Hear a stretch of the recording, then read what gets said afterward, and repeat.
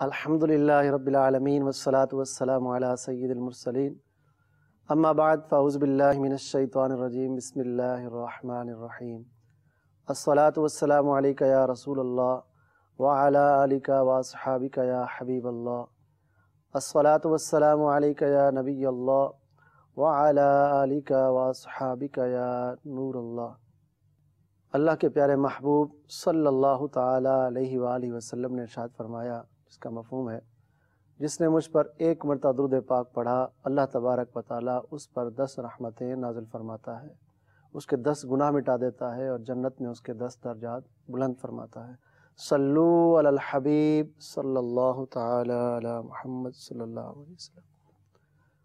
مدنی channel کے ناظرین، سلسلہ عقل والوں کے واقعات ہے، اس میں انشاءاللہ العزیز ہم ایسے واقعات شامل کریں گے جو انتہائی دلچسپی کا باعث ہوں گے۔ آپ اول تاخر اس سلسلے کو دیکھیے، انشاءاللہ العزیز آپ کے عقل میں، فراست میں، علم میں انشاءاللہ العزیز اضافہ ہوگا۔ حضرت سیدنا وہب بن منبہ رحمۃ اللہ تعالی علیہ فرماتے ہیں کہ جس طرح درختوں کے پھلوں کے اعتبار سے درختوں کے اندر فرق ہے، اسی طریقے سے انسان کی عقل کے حساب سے انسان کے مراتب میں فرق ہوتا ہے۔ جس میں جتنی زیادہ عقل ہوگی وہ اتنا زیادہ اللہ تبارک و تعالیٰ کا فرما بردار ہوگا، نیک اعمال کرتا ہوگا، رب تبارک و تعالیٰ کو راضی کرتا ہوگا اور پروردگار عز و جل کا شکر ادا کرتا ہوگا، اور اللہ تبارک و تعالیٰ کے اتنا زیادہ قریب اور انتہائی شان والا اور برتر ہوگا۔ اس عقل کو بعض لوگ مس یوز بھی کرتے ہیں۔ اس عقل کو جو اللہ نے اتنی نعمت دی ہے عقل، اس کو بعض لوگ مس یوز کرتے ہیں۔ آج اس حوالے سے ہم سنیں گے کہ اس عقل کو بعض لوگ جو مس یوز کرتے ہیں، اس کا غلط استعمال کرتے ہیں، تو یہ ایسا نہیں ہونا چاہیے، بلکہ عقل بھی اللہ تبارک و تعالیٰ کی ایک نعمت ہے، اور قرآن کریم برہان رشید میں جو فرمایا گیا وَمِمَّا رَزَقْنَاهُمْ يُنْفِقُونَ، اس کے تحت یہ بھی ہے کہ اس نعمت کو اللہ تبارک و تعالیٰ کی فرما برداری میں جو خرچ کرتا ہے، اس عقل کو، اس کی عقل بڑھتی ہے۔ یعنی اس عقل کے ذریعے سے وہ نیک اعمال کرے، اللہ کی فرما برداری کرے، اچھا سوچے، تو انشاءاللہ العزیز اس کی عقل بڑھتی چلے جائے گی۔ علم حاصل کرے، علم پر عمل کرے، تو انشاءاللہ اس کی عقل بڑھتی چلی جائے گی۔ اس کے برعکس بعض لوگ اس کا مس یوز کرتے ہیں، جیسے معاشرے کے ایک طبقہ ہے جو چوریاں کرتا ہے، ڈکیتیاں کرتا ہے، تو چور اور ڈکیت یہ بھی عقل ان کی ہوتی ہے، تبھی تو یہ نت نئے طریقے سے چوریاں کرتے ہیں، نت نئے طریقے سے ڈکیتیاں کرتے ہیں۔ امیر علیہ سنت مدعا علی نے مدنی مذاکرے میں ایک جگہ فرمایا تھا، جو میں نے خود سنا، آپ فرماتے ہیں کہ یہ لوگ، ان کے پاس بھی عقلیں ہوتی ہیں، ایک سے ایک چیز کا توڑ نکالتے ہیں، لیکن یہ اپنے عقل کا غلط استعمال کر رہے ہوتے ہیں، اور اس کا وہ نتیجہ بھی اٹھاتے ہیں، بسا اوقات اس کا وہ وبال ان پر پڑتا ہے۔ تو آج ہم عقل کا مس یوز کرنا، کہ جو لوگ عقل کو غلط استعمال کرتے ہیں، ان کے متعلق چند باتیں ہم انشاءاللہ العزیز سنیں گے جو انتہائی دلچسپی کا باعث ہوں گی۔ تو یہ جو چور ہوتے ہیں یہ بھی عقل کا استعمال کرتے ہیں۔ تو اس حوالے سے ایک حکایت آپ کے سامنے میں رکھوں گا۔ علامہ جاد رومی رحمۃ اللہ تعالی علیہ نے اپنی کتاب میں اس حکایت کو نقل کیا ہے۔ فرماتے ہیں کہ سلطان محمود غزنوی رحمۃ اللہ تعالی علیہ، جو بہت بڑے سلطان گزرے ہیں اور مسلمانوں کے سپہ سالار تھے، آپ رحمۃ اللہ تعالی علیہ رات کو بھیس بدل کر لوگوں کی خبرگیری کے لیے، اپنے رعایا کی خبرگیری کے لیے آپ راتوں کو جایا کرتے تھے، دورہ کیا کرتے تھے۔ یہ ہمارے اسلاف کا طریقہ رہا ہے۔ حضرت سیدنا عمر رضی اللہ تعالیٰ عنہ اور دیگر خلفائے راشدین نے بھی اس طریقے سے لوگوں کی خبرگیری کی ہے۔ تو سلطان محمود غزنوی رحمۃ اللہ تعالیٰ علیہ رات کو بھیس بدل کر اپنے رعایا کی خبرگیری کے لیے وہ دورہ کیا کرتے تھے رات کو۔ تو آپ ایک مرتبہ جا رہے تھے کہ دیکھا کہ کچھ لوگ ہیں رات میں نکلے ہوئے ہیں۔ آپ رحمۃ اللہ تعالیٰ علیہ ان کے قریب گئے، تو انہوں نے جیسے ہی آپ کو دیکھا تو ایک دم ڈرنے لگے کہ یہ کون ہے۔ پھر کیونکہ آپ نے بھیس بدلا ہوا تھا، انہوں نے آپ کو نہ پہچانا کہ یہ سلطان ہے، یہ بادشاہ ہے، آپ نے بھیس بدلا ہوا تھا، تو اس طریقے سے آپ جب ان کے قریب گئے تو وہ یہ سمجھے کہ شاید یہ بھی چور ہیں، اور وہ در حقیقت 4 چور ہی تھے۔ تو سلطان محمود غزنوی رحمۃ اللہ تعالیٰ ان کے قریب گئے تو ان سے پوچھا کہ تم کون ہو؟ تو وہ کہنے لگے کہ جو آپ ہیں ہم وہی ہیں، یعنی آپ جو چوری کرنے کے ارادے سے رات کو نکلے ہوئے ہیں، ہم بھی چوری کرنے کے ارادے سے نکلے ہوئے ہیں۔ سلطان محمود غزنوی رحمۃ اللہ تعالیٰ علیہ نے فرمایا، ایسا کرتے ہیں کہ تم بڑے ماہر چور معلوم ہوتے ہو، ہم ایسی جگہ چوری کرتے ہیں کہ جہاں بڑے آرام کے ساتھ ہم بیٹھ کے کھائیں۔ انہوں نے کہا جی کیا؟ تو انہوں نے کہا ایسا کرتے ہیں کہ سلطان کے خزانے میں چوری کرتے ہیں تاکہ بڑے آرام کے ساتھ بیٹھ کے کھائیں۔ انہوں نے کہا بڑا بہادر معلوم ہوتا ہے، تو اکیلا ہے مگر اتنی بہادری ہے تیری، تو تجھے ڈر خوف نہیں ہے۔ اور یاد رکھیے جو چور ہوتے ہیں، ڈکیت ہوتے ہیں، ان کو ڈر خوف نہیں ہوتا ہے۔ اس حوالے سے میں آگے آپ کو ایک حکایت بھی سناؤں گا۔ تو بہرحال سلطان محمود غزنوی رحمۃ اللہ تعالیٰ علیہ نے جب یہ فرمایا تو وہ کہنے لگے کہ تو بڑا بہادر معلوم ہوتا ہے، لہٰذا ہم تجھے چاروں میں سے ہم تجھے سردار بناتے ہیں۔ تو سلطان نے فرمایا ٹھیک ہے، مجھے سردار بناتے ہو تو بہت اچھی بات ہے، تو سردار کی بات ماننی بھی چاہیے۔ انہوں نے کہا ٹھیک ہے۔ تو سلطان نے فرمایا ایسا ہے کہ اب تو مجھے اپنے اپنے کارنامے سناؤ کہ تم میں ہر ایک کو کتنی مہارت ہے اس کام کے اندر۔ تو چاروں میں سے ایک کہنے لگا کہ مجھے یہ مہارت ہے کہ میں جہاں زمین میں خزانہ دفن ہو خوشبو سونگھ کے بتا سکتا ہوں کہ خزانہ کہاں دفن ہے۔ اس کو یہ مہارت حاصل تھی۔ دیکھیے اس کی عقل، دیکھیے وہ خالی خوشبو سونگتا اور خزانہ بتا دیتا۔ دوسرے نے کہا جی مجھے یہ مہارت ہے، کتنی ہی اونچی دیوار کیوں نہ ہو، میں اس کے اوپر ایک وہ جانور ہوتا ہے جس کو گوہ کہتے ہیں، اس کی رسا باندھ کر نیچے سے پھینکتا ہوں، وہ اوپر جا کر جب جاتا ہے تو بالکل صحیح فٹ جگہ پر جاتا ہے اور ہم آرام سے اندر داخل ہو سکتے ہیں۔ تیسرے نے کہا جی مجھے یہ مہارت حاصل ہے کہ میں رات کے وقت جس شخص کو اگرچہ اندھیرے میں ہی دیکھ لوں، میں ایک بار دیکھ لوں دن کے اجالے میں اسے پہچان لیتا ہوں۔ چوتھے نے کہا جی مجھے یہ مہارت حاصل ہے کہ میں کتے کی بولی سمجھتا ہوں، کتا جب بھونکتا ہے وہ جو کہہ رہا ہوتا ہے میں سمجھ سکتا ہوں، ہر بار بتا سکتا ہوں۔ چاروں نے اپنے کارنامے بتا دیے۔ اب سلطان سے کہنے لگے کہ آپ بتائیں کہ آپ کو کیا کارنامہ آتا ہے؟ تو سلطان محمود غزنوی رحمۃ اللہ تعالیٰ علیہ فرمانے لگے کہ مجھے یہ مہارت ہے کہ ایک شخص جو چور ہو، ڈکیت ہو اور مجرم ہو اور اس کے اوپر جرم ثابت ہو جائے اور وہ پھانسی کے پھندے پہ آ جائے، پھانسی پہ لٹکنے والا ہو، تو میں اپنی گردن ہلاتا ہوں، یعنی میری داڑھی یوں ہلتی ہے، بندہ گردن ہلاتا ہے تو اس کی داڑھی ہلتی ہے، تو میں جب داڑھی ہلاتا ہوں، گردن ہلاتا ہوں، تو اس شخص کی وہ جو حکم ہوتا ہے وہ کینسل ہو جاتا ہے، وہ بچ جاتا ہے، زندہ بچ جاتا ہے۔ سب اشش کر اٹھے کہ واہ، یہ تو ہم سب سے بھی زیادہ مہارت ہے تمہیں، اتنی بڑی مہارت ہے تمہیں، تو اتنا بڑا اختیار ہے، اتنی بڑی تیری یہ شان ہے۔ کہا جی ٹھیک ہے، اب چلتے ہیں۔ اب چوری کے ارادے سے یہ آگے چلے، اور سلطان نے کہا کہ آپ بادشاہ کے خزانے میں ہی ڈکیتی مارتے ہیں، چوری کرتے ہیں۔ چلتے چلتے چلتے آگے گئے، آگے کتا بھونکنے لگا۔ تو سب نے کہا جی بتاؤ یہ کیا کہہ رہا ہے؟ تو وہ جو ایک شخص تھا جو چوروں میں سے تھا، وہ کہنے لگا کہ جو کتے کی بولی سمجھتا تھا، وہ کہنے لگا کہ میں کتے کی حرف بحرف ترجمہ تو کروں گا، لیکن یہ ہو سکتا ہے کہ تم یقین نہ کرو۔ سب کہنے لگے نہیں ہم یقین کریں گے، آپ بتائیں تو کیا کہہ رہا ہے؟ وہ کہنے لگا جی کتا یہ کہہ رہا ہے تم چار میں سے پانچواں بادشاہ ہے۔ سارے ہنسنے لگے کہ یہ کیسی بیوقوفی کا ترجمہ کر رہے ہو، ہم سارے چور ہیں، کون سا بادشاہ ہمارے اندر ہے؟ اب ان میں سے دوسرے نے کہا کہ بات یہ ہے کہ کتے کی بات کا مطلب یہ ہے کہ آج ہم اتنا بڑا خزانہ لوٹنے جا رہے ہیں کہ ہم میں سے ہر بندہ بادشاہ ہے، یعنی اتنا ہم خزانہ لوٹیں گے کہ ہم میں سے ہر بندہ بادشاہ ہے۔ تو وہ جو کتے کی بولی سمجھنے والا تھا، اس نے کہا جی تم جو بھی تعبیر کرو، بہرحال میں نے تمہیں بتا دیا کتا یہ کہہ رہا ہے۔ آگے جب چل کر دیوار کو پھلانگنا تھا تو اس شخص نے وہ جانور پھینکا اور دیوار کے اندر پھلانگ کر چلے گئے۔ جیسے ہی دیوار کے اندر پھلانگ کر چلے گئے تو اب تیسرے شخص نے دکھانا تھا اپنا کارنامہ، اور اس نے یہ کہا جی خزانہ فلاں جگہ رکھا ہوا ہے، مجھے اس کی خوشبو آ رہی ہے۔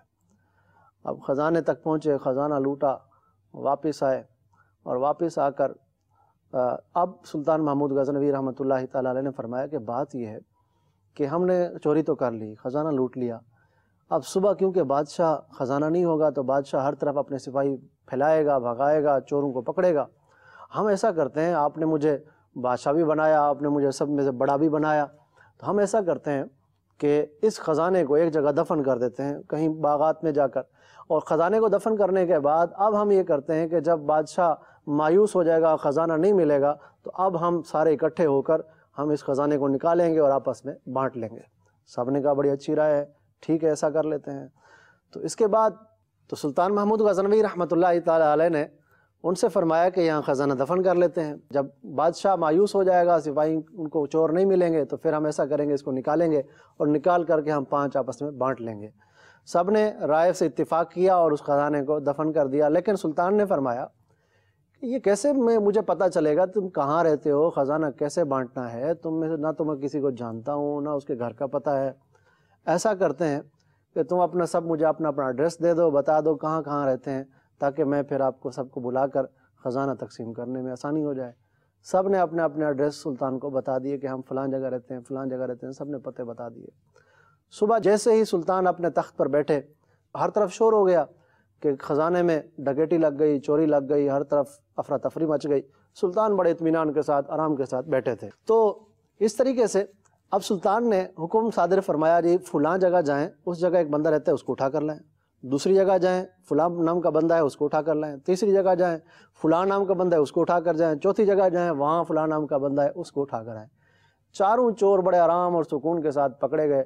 جیسے ہی وہ سلطان محمود غزنوی رحمۃ اللہ تعالیٰ علیہ کے دربار میں کھڑے ہوئے تو آپس میں خسر بسر کر رہے تھے۔ ایک چور جو تھا وہ کان میں دوسرے کچھ کہہ رہا تھا۔ حقیقت میں وہ جو بندہ تھا چوتھا چور جس نے اپنا کارنامہ نہیں بتایا تھا وہاں، وہ اس جگہ کارنامہ بتا رہا تھا۔ وہ یہ کہہ رہا تھا کہ رات کے وقت جو ہمارے ساتھ پانچواں چور آ کے ملا تھا، میرا یہ عقل ہے نا، میری یہ جو میں پہچانتا ہوں کہ رات کے اندھیرے میں جسے دیکھ لوں وہ دن میں پہچان لیتا ہوں کہ یہ بندہ ہے، تو میں یہ کہہ رہا ہوں کہ وہ جو پانچواں تھا نا وہ یہی بادشاہ تھا جو سامنے تخت پر بیٹھا ہوا ہے، وہ یہی بادشاہ تھا۔ سب کہنے لگے، دوسرے جو ساتھ کھڑے تھے تین، کہنے لگے کہ کیسی بات کر رہے ہو، ایک تو چوری کی ہے اوپر سے بادشاہ کو بھی چور بنا رہے ہو، بادشاہ تو تھوڑا سا بھی نہیں سوچے گا اور اتنی بڑی سزا دے گا کہ سوچ بھی نہیں سکتے ہم۔ تو اب بادشاہ سر جھکائے بیٹھا ہے اور سب کھڑے ہیں مجرم بن کے۔ بادشاہ سلطان محمود غزنوی رحمۃ اللہ تعالیٰ علیہ نے فرمایا کہ تم یہ بتاؤ یہ کیا کہہ رہا ہے؟ وہی جو شخص تھا جس نے رات کے اندھیرے میں ان کو دیکھا تھا اور دن میں ان کو پہچاننے کے لیے وہ باتیں کر رہا تھا، تو وہ شخص کہنے لگا کہ سلطان بات یہ ہے کہ ہم میں سے ہر ایک نے اپنے اپنے کارنامے بتائے، اپنی اپنی خوبیاں بتائیں۔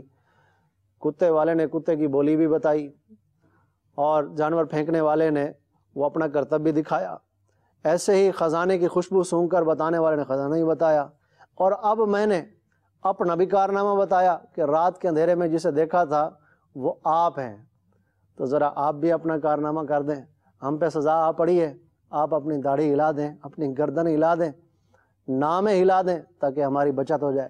جب اس نے یہ کہا تو سلطان محمود غزنوی رحمۃ اللہ تعالیٰ علیہ ہنس پڑے اور آپ نے یوں گردن ہلائی اور ان چاروں کی جو سزا تھی وہ کینسل ہو گئی اور وہ چاروں سلطان کے قدموں میں گر گئے اور انہوں نے چوری کرنے سے پکی توبہ کر لی۔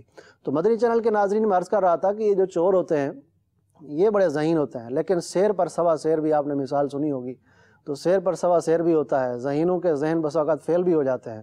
تو جو لوگ چوریاں کرتے ہیں، ڈکیتیاں کرتے ہیں، وہ بسا اوقات اس کا وبال بھی بھگتنا پڑتا ہے، دنیا کے اندر بھی وبال اور آخرت کا وبال تو ہے ہی ہے۔ قیامت کا ان کے لیے بڑا سخت عذاب ہوگا جو لوگ چوریاں کرتے ہیں، مسلمانوں کے مال دباتے ہیں، ڈکیتیاں کرتے ہیں، تو بسا اوقات یہ پھنس بھی جاتے ہیں اور اکثر اوقات پھنس جاتے ہیں۔ جو لوگ دنیا میں چوریاں کرتے ہیں، ڈکیتیاں کرتے ہیں، وہ اگر دنیا میں اپنی چلاکی کی وجہ سے بچ بھی جائیں تو قیامت کے دن اس احکم الحاکمین پروردگار کی بارگاہ سے نہیں بچ سکیں گے۔ اللہ تعالیٰ مسلمانوں کو عقل سلیم نصیب فرمائے، اور جو لوگ اس طرح کی اپنے ذہن کو غلط استعمال کرتے ہیں، چوریاں کرتے ہیں، اللہ انہیں ہدایت نصیب فرمائے۔ مدنی چینل کے ناظرین میں عرض کر رہا تھا کہ چوروں کے پاس بھی ذہن ہوتا ہے لیکن وہ اس کا غلط استعمال کرتے ہیں۔ اس کے متعلق ایک تاجر تھا جس کا مال چوری ہو گیا اور وہ تاجر قاضی کے پاس حاضر ہوتا ہے اور کہتا ہے جی مجھے آپ اس کا حق دلا دیں۔ قاضی صاحب کی عدالت میں دو لوگوں کو پکڑ کے لائے، کہا جی ہمیں ان پر شک ہے، آپ بتا دیں کہ ان میں سے کون چور ہے۔ آج بھی لوگ شک کی بنیاد پر کسی کو چور بنا دیتے ہیں۔ کوئی کہتا ہے جناب استخارے میں چور کا یہ پتہ چلا ہے، کوئی کہتا ہے میں نے خواب میں دیکھا یہ چور ہے۔ نہ تو استخارے کے ذریعے سے پتہ چل سکتا ہے 100% حقیقی یقینی کہ فلاں چور ہے، نہ خواب کے ذریعے سے پتہ چلتا ہے کہ ہمارا خواب شریعت میں حجت نہیں ہے۔ تو بہرحال چور کے ثبوت کے لیے اس کے جو طریقہ کار ہے شریعت کے مطابق اور قانون کے مطابق وہ کرنا ضروری ہے۔ تو دو لوگوں کو شک کی بنیاد پر لے آئے اور کہا جی ان دونوں میں سے کوئی ایک چور ہے، آپ بتا دیجئے کون ہے۔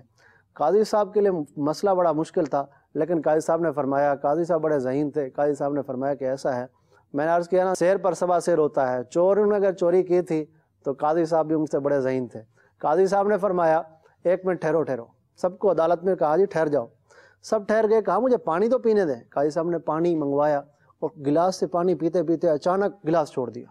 جب گلاس چھوڑا تو کانچ کا گلاس ایک دم جب زمین پر گرا، زور سے آواز آئی، ہر ذرات پھیل گئے کانچ کے اور سارے لوگوں کے کپ کپی طاری ہو گئی، جسم پر جو ہے وہ ڈرنے لگے اور خوف و ہراس کے اندر آ گئے۔ قاضی صاحب فوراً اٹھے، ان دونوں میں سے ایک شخص گریبان سے پکڑ لیا، کہا جی تو چور ہے۔ وہ کہنے لگا جی میں چور نہیں ہوں۔ تو چور ہے، وہ کہنے میں چور نہیں ہوں۔ کہ تو چور ہے، کہتے میں چور نہیں ہوں۔ اب بالآخر جب 2-4 بار قاضی صاحب نے کہا تو وہ مان گیا جی واقعی میں نے چوری کی ہے۔ ان کے اوپر سزا رکھ دی قاضی صاحب نے، چوری جو کی تھی اسے واپس کروائی، تاجر کو واپس دی۔ لیکن لوگ کہنے لگے کہ حضرت ہمیں کچھ سمجھ نہیں آئی، آپ نے کہا ٹھہرو مجھے پانی پینے دو، پانی پی رہے تھے آپ نے گلاس گرا دیا اور چور کو پکڑ لیا، کیسے پکڑا آپ نے، ہمیں تو سمجھائیں ذرا۔ تو قاضی صاحب فرمانے لگے بات یہ ہے کہ جو چور ہوتے ہیں نا، چور، ان کے دل بڑے مضبوط ہوتے ہیں، یہ ڈرتے نہیں ہیں، ان پر خوف و خراس نہیں آتا۔ تو جیسے ہی میں نے گلاس نیچے گرایا، میں ان دو کے چہروں کو دیکھ رہا تھا، ان میں سے ایک کا چہرہ تو ڈر کی وجہ سے چینج ہو گیا، اور یہ جو چور تھا اس کا چہرہ بالکل اطمینان میں رہا جناب، اس نے کوئی اس کو ڈر نہیں ہوا۔ تو یہ چور بڑے مضبوط دل ہوتے ہیں، ڈکیت بڑے مضبوط دل ہوتے ہیں۔ عام شہری وہ تھوڑا سا بھی کچھ کام ہو جائے، تھوڑا سا بھی ایسا حادثہ ہو جائے، وہ ایک دم ڈر جاتے ہیں، خوف سے ہو جاتے ہیں، لیکن یہ ایسے ظالم قسم کے لوگ ہوتے ہیں، ان کو بالکل ڈر نہیں لگتا، لوگوں کو مارنے سے، لوگوں کے مال لوٹنے سے ان کو بالکل احساس نہیں ہوتا، اور ان کے سامنے کوئی روتا رہ جائے، کوئی مرتا مر جائے، ان کو بالکل احساس نہیں ہوتا، انتہائی ظالم قسم کے لوگ ہوتے ہیں۔ تو اس طریقے سے میں نے اس کے چہرے سے اس کو پہچانا ہے، تو پتہ چلا کہ بسا اوقات بندہ جو ہے وہ چہرے سے بھی پہچانا جاتا ہے۔ تو چور نے جس طرح چوری کی تھی اسی طرح پکڑا بھی گیا۔ مدنی چینل کے ناظرین، جس طرح علم زیادہ ہوتا ہے تو اس کے اندر عقل و فراست بھی زیادہ ہوا کرتی ہے، علم رہنمائی کرتا ہے، علم عقل کو کھولتا ہے، اور ظاہر ہے اللہ تبارک و تعالیٰ کی بندہ جب فرما برداری کرتا ہے تو اس کے عقل میں بھی اضافہ ہوتا ہے۔ حضرت سیدنا امام اعظم ابو حنیفہ رحمۃ اللہ تعالیٰ علیہ کے ایسے ہی بڑے پیارے پیارے واقعات ہیں، ان میں سے ایک واقعہ آپ کی گوش گزار کرتا ہوں، توجہ سے سنیے۔ حضرت سیدنا امام اعظم ابو حنیفہ رحمۃ اللہ تعالیٰ علیہ بہت بڑے اللہ کے ولی اور عالم دین، عالم نبیل، امام افخم، سراج الامہ، آپ رحمۃ اللہ تعالیٰ علیہ کی بارگاہ میں ایک شخص آتا ہے اور کہتا ہے جناب میرا مور چوری ہو گیا ہے، میرا مور چوری ہو گیا ہے، کسی چور نے چرا لیا۔ آپ نے اس سے فرمایا چپ رہو، کسی کو بتانا نہیں ہے، صبح تمہارا مور مل جائے گا، فکر نہیں کرو۔ تو امام اعظم ابو حنیفہ رحمۃ اللہ تعالیٰ علیہ جیسے ہی صبح مسجد میں گئے، نماز کے لیے تشریف لے گئے، تو مسجد میں نماز ہو جانے کے بعد آپ نے لوگوں میں کہا جی لوگوں کو کیا ہو گیا ہے کہ لوگ رات کو مور چوری چراتے ہیں اور صبح نماز پڑھنے آ جاتے ہیں، اور حال یہ کہ ان کے سر کے اوپر، امامے کے اوپر، سر کے اوپر جو کپڑا باندھا ہے اس کے اوپر مور کا پر لگا ہوا ہے۔ تو ان میں جتنے بھی لوگ بیٹھے ہوئے تھے تو ان میں ایک شخص جو ہے بڑے آرام سے چھپکے سے ایسے کرنے لگا کہ مور کا پر میرے سر پہ لگا ہوا ہے تو میں پکڑا جائے گا۔ تو امام اعظم نے فرمایا کہ اس کا مور واپس کر دو، حالانکہ اس کے جو سر پر تھا وہ مور کا پر نہیں لگا ہوا تھا۔ تو اس طریقے سے اس چور کو باقی لوگوں میں سے نکالا امام اعظم ابو حنیفہ رحمۃ اللہ تعالیٰ علیہ نے۔ ایک شخص قاضی کی بارگاہ میں حاضر ہوتا ہے اور وہ یہ کہتا ہے کہ میں ایک ارنڈ کے درخت کے نیچے خزانہ دبایا تھا، اور وہ خزانہ جب میں حج کرنے گیا واپس آیا تو وہ خزانہ مجھے نہیں مل رہا، آپ کرم فرمائیں کچھ ایسا کریں کہ اس چور نے خزانہ چرا لیا ہے تو آپ مجھے پکڑ کر دے دیں کہ کس طریقے سے وہ کہاں ہے خزانہ مجھے بتا دیں۔ قاضی صاحب سوچنے کہنے لگے کہ ہے بڑا مشکل مسئلہ، چلے میں ڈھونڈتا ہوں دیکھتا ہوں کہ اس کا طریقہ کیا ہے۔ حکیموں کو بلایا، علاقے کے جتنے حکیم تھے ان کو بلایا اور کہا کہ آپ یہ بتائیں کہ آج کل آپ نے ارنڈ کے درخت کی جڑوں سے کسی کا علاج کیا ہے؟ تو حکیم کہنے لگے جی ہاں ایک مریض کا کیا ہے ہم نے علاج۔ تو اس کے بعد قاضی صاحب نے فرمایا کہ اس مریض کو بلاؤ۔ جب مریض کو بلایا گیا تو مریض آتا ہے تو مریض سے پوچھتے ہیں کہ یہ بتاؤ کہ ارنڈ کی جڑ تمہارے پاس کون لایا تھا؟ وہ کہنے لگا میرا خادم لایا تھا۔ کہا خادم کو بلاؤ۔ جب خادم آ گیا تو اس قاضی صاحب نے فرمایا کہ یہ بتاؤ کہ وہ جڑ تم کہاں سے لائے تھے؟ وہ کہنے لگا میں ریگستان سے لایا تھا، فلاں جگہ سے لایا تھا۔ کہا اچھا ایسی بات ہے، درخت پہچانتے ہو؟ کہا ہاں۔ تو اب آپ نے اس شخص کو بلایا جس کا خزانہ گم ہو گیا تھا ارنڈ کی جڑ سے۔ تو قاضی صاحب نے اس شخص کو اس کے ساتھ بھیجا، خادم کے ساتھ، کہ جاؤ اور جا کر دیکھو کہ یہ وہی درخت ہے یا کوئی اور درخت ہے جہاں تم نے خزانہ دبایا تھا۔ تو جب وہاں پہنچتا ہے کہتا ہے جی قاضی صاحب واقعی یہ وہی درخت ہے۔ تو قاضی صاحب فرمانے لگے اس خادم سے کہ اس کا خزانہ تم نے نکالا ہے، خزانہ واپس کر دو، نہیں تو ایسی سزا ملے گی کہ یاد رکھو گے۔ اس شخص نے جو خزانہ نکالا تھا واپس کر دیا۔ تو چور جو ڈیڑھ ہوشیاری کرتے ہیں، چوریاں کرتے ہیں، وہ یہ مت سمجھیں کہ ہم نہیں پکڑے جائیں گے اور ہمیں کوئی پکڑنے والا نہیں ہے، ایسا نہیں ہے۔ غریب کی آہ جو ہے وہ بڑی لگتی ہے۔ جن کو زمانہ عمر ثانی کے نام سے یاد کرتا ہے، میری مراد حضرت سیدنا عمر بن عبدالعزیز رضی اللہ تعالیٰ عنہ ہے۔ آپ رضی اللہ تعالیٰ عنہ خود بڑی شان کے مالک تھے۔ آپ نے ایک ایاس نامی شخص جن کو آپ نے بصرہ کے اندر قضاء کے منصب پر فائز کیا تھا، یعنی لوگوں کے درمیان فیصلہ کرنے کے لیے، ان کے بارگاہ میں ایک شخص آیا اور اپنے ساتھ ایک بندے کو لے آیا، کہنے لگا ہمارے درمیان فیصلہ کریں۔ بات یہ کہ میری جو چادر تھی وہ گرین تھی اور اس کی جو چادر تھی وہ سرخ تھی۔ ہم کہیں نہانے گئے اور ہوا یہ کہ میں ابھی نہا ہی رہا تھا، اس شخص نے میری چادر پہنی اور چادر پہن کے چل پڑا، گرین چادر، اور اب یہ کہتا ہے جی گرین میری ہے اور ریڈ تمہاری ہے، سرخ تمہاری ہے، جبکہ میری تو گرین تھی، اور کوئی دوسرا نہیں مان رہا کہ نہیں میری گرین تھی، اب فیصلہ کیسے کیا جائے؟ تو قاضی صاحب جو بڑے ذہین تھے اور اس زمانے کے قاضی تھے، اب فرمانے لگے کہ میں فیصلہ کرتا ہوں، کنگھی لے آؤ۔ کنگھی لے آئی گئی، ان دونوں کے سروں میں کنگھی کی۔ جب دونوں کے سروں میں کنگھی تھی، جس کی گرین چادر تھی اس کے سر سے گرین اون نکلی۔ پہلے چادریں اون کی ہوا کرتی تھی، وہ سر میں لگ جایا کرتے تھے اس کے ذرات اثرات، آج کل تو کسی اور طریقے کی چادریں ہیں، تو اس کے ذرات سر میں لگے ہوئے تھے۔ قاضی صاحب نے جب اس کو کنگھی کرائی تو گرین والے کے، جس کی گرین چادر تھی اس کے سر سے گرین ذرات نکلے، جس کی سرخ چادر تھی اس کا جب کنگھا کیا گیا تو اس میں سرخ ذرات نکلے۔ قاضی صاحب نے فرمایا کہ گرین چادر اس کی ہے، سرخ چادر اس کی ہے۔ تو اس طریقے سے یہ لوگ بڑے ذہین ہوا کرتے تھے۔ مدنی چینل کے ناظرین، جو چوریاں کرتے ہیں، ڈکیتیاں کرتے ہیں، مسلمانوں کے مال دباتے ہیں، چوری کرتے ہیں، بسا اوقات وہ اپنی چالاکی تو دکھا رہے ہوتے ہیں، چالاکیاں کر رہے ہوتے ہیں، لیکن ان کی عقل ہی انہیں مار دے دیتی ہے، کیونکہ وہ ایک طرح سے اللہ تعالیٰ کی نافرمانی بھی تو کر رہے ہیں، لوگوں کے حقوق ضائع کر رہے ہیں، تو وہ ایسا کمزور پہلو وہ چھوڑ جاتے ہیں۔ ویسے ہی جدید دور ہے، کیمرے لگے ہوتے ہیں، اس میں ان کی شکلیں آ جاتی ہیں، یا کسی اور طریقے سے وہ پکڑے جاتے ہیں اور مر جاتے ہیں، بسا اوقات لوگ ہی انہیں پکڑ پکڑ کے مار دیتے ہیں، تو ایسا ہوتا ہے۔ تو بہرحال کہ جو اس طرح کے کام کرتے ہیں انہیں بالکل ان کاموں سے توبہ کرنی چاہیے اور حقوق العباد تلف نہیں کرنے چاہیے اور لوگوں کے حقوق انہیں ادا کرنے چاہیے۔ مدنی چینل کے ناظرین، جس کے اندر جس قدر عقل ہوتی ہے، فہم و فراست ہوتی ہے، تدبر اور غور کرنا اس کا شیوا ہوتا ہے، وہ بات کو پہلے تولتا ہے بعد میں بولتا ہے۔ تو بسا اوقات انسان کا جیسے ہی عمر بڑھتی ہے، اس کا بڑھاپا آتا ہے، تو اس کے اندر غصہ جو ہے وہ بڑھتا چلا جاتا ہے۔ سارے ایک جیسے نہیں ہوتے، لیکن سارے بوڑھے جو بزرگ ہیں ایک جیسے نہیں ہوتے۔ ہمارے سامنے شیخ طریقت امیر اہل سنت کی ذات بھی ہے، آپ کے اندر غصہ ایسا نہیں ہے جیسے اور لوگوں میں ہوتا ہے، آپ ماشاءاللہ بڑے نرم مزاج اور لوگوں پر مہربانی کرنے والے ہیں۔ تو بہرحال ہمیں ان کی سیرت کو دیکھنا چاہیے، اور جو بڑھاپے کے اندر غصہ کرتے ہیں ان کو سوچنا چاہیے۔ ہر چیز بندے کی بڑی ہو جاتی ہے جسم کے اندر، لیکن ایک چیز ہے جو جوان رہتی ہے، وہ بندے کی زبان ہے۔ تو زبان جو بس اوقات زیادہ کرتے ہیں، استعمال کرتے ہیں، تو پھر اس کا نتیجہ بھی ویسا اٹھاتے ہیں۔ تو بڑھاپے کا ایک واقعہ جو علامہ جواد رومی رحمۃ اللہ تعالیٰ علیہ نے لکھا ہے، آپ فرماتے ہیں کہ ایک دانا تھا، ایک حکیم تھا۔ حکیم بھی ایک علم حاصل کرتا ہے، ظاہر ہے وہ بھی ایک سمجھدار اور معاشرے کا سلجھا ہوا انسان سمجھا جاتا ہے۔ تو حکیم کے پاس ایک بوڑھا پہنچا اور اس کو کہنے لگا کہ جناب یہ میرا علاج کریں ذرا، کہ مجھے کانوں سے کم سنائی دیتا ہے۔ تو حکیم صاحب کہنے لگے کہ حضرت آپ کی عمر کتنی ہے؟ اس نے اپنی عمر بتائی۔ حکیم صاحب فرمانے لگے کہ یہ آپ کے بڑھاپے کی وجہ سے ہے۔ اس نے کہا اچھا، مجھے نا آنکھوں سے دکھائی کم دیتا ہے، اس کا علاج کر دیں۔ تو حکیم صاحب فرمانے لگے کہ یہ بھی آپ کے بڑھاپے کی وجہ سے ہے۔ اب وہ بزرگ کہنے لگے، بوڑھے کہنے لگے جی مجھے نا کمر میں درد رہتا ہے۔ تو حکیم صاحب کہنے لگے یہ بھی آپ کے بڑھاپے کی وجہ سے ہے۔